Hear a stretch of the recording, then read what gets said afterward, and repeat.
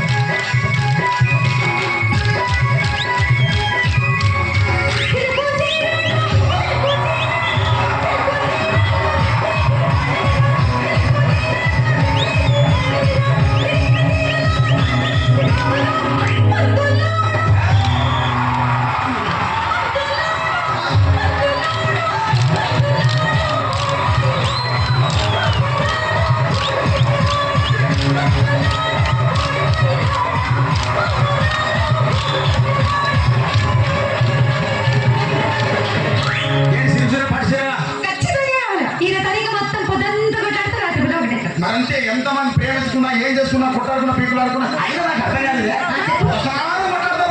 ఒకటైతే మళ్ళీ ఇంతదానికి ఎందుకంటే కొట్టాడుకునేది.